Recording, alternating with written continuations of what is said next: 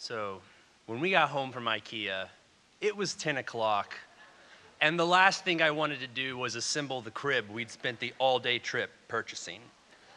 And my wife, Aberlin, she could see the look on my face, and she's like, babe, you're tired, go to bed, I got it. And then I watched as she bent down and started reaching around her 9-month pregnant belly, trying to take off her shoes. And I was like, right, I'll go to bed and leave you to assemble IKEA furniture alone.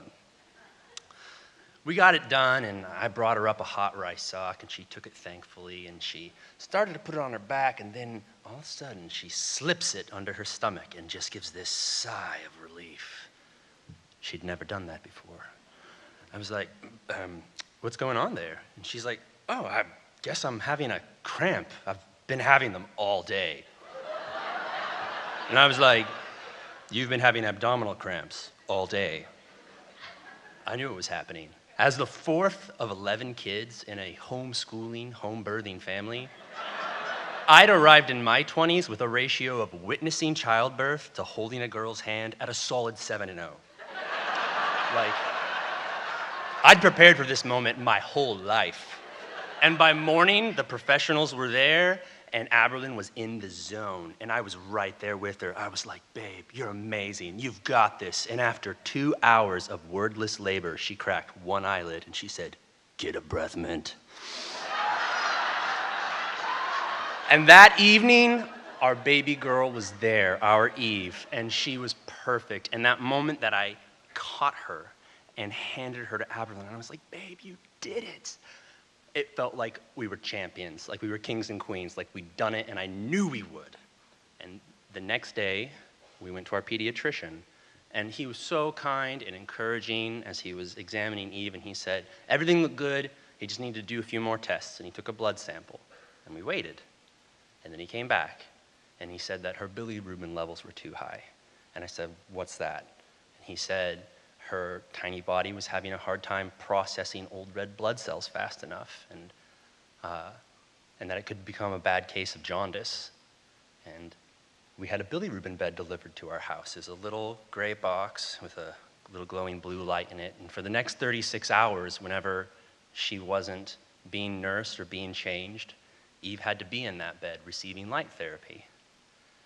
You know, like, the cry of a newborn is supposed to be distressing to parents, right? So that we'll stop whatever we're doing and come take care of them, you know. But the reality of listening to my baby girl cry, but for her sake, not being able to pick her up, kind of felt like someone was slowly sucking the oxygen out of the room, like hour after hour.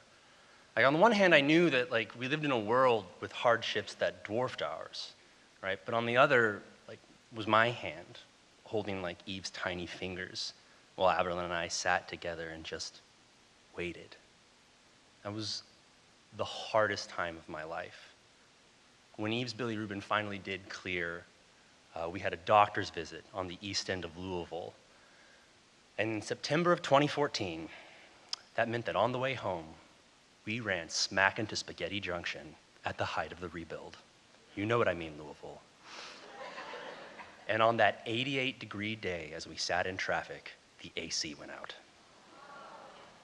For 60 minutes, we crawled, soaking in our own sweat, looking at each other while Eve cried. I'm not sure what hell is, but I know what it's like.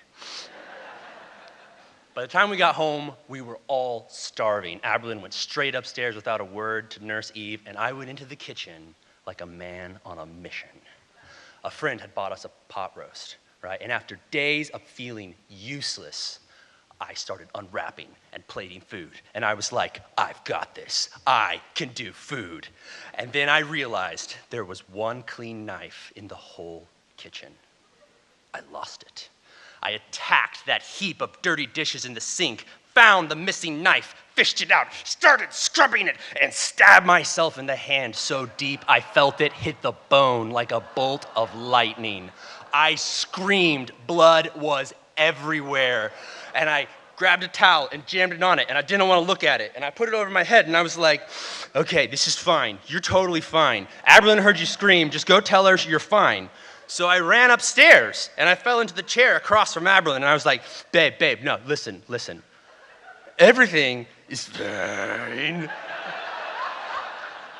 And all of a sudden, I was on my back, looking up at Aberlin through a keyhole from 1,000,000 miles away.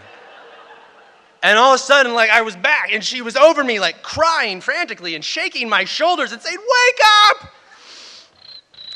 And, yeah, then I slowly got off the floor, and I was kind of shaking, and she was kind of shaking, and I was, like, telling her what happened, and she picked up Eve, who was kind of confused and irritated about the whole thing, and she was like, "Babe, it was a pot roast.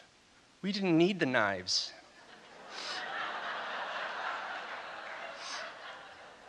A week later, I was telling my friend about all of this, and I was like, "Man, no one can prepare you for how steep the learning curve for parenthood is." And he put his hand on my shoulder. He had 2 kids, and he was like, "There is no curve. It's a wall.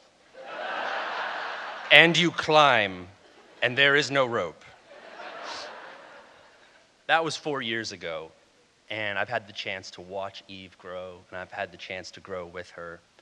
And life really is this miraculous thing where we get to learn to climb. Thank you.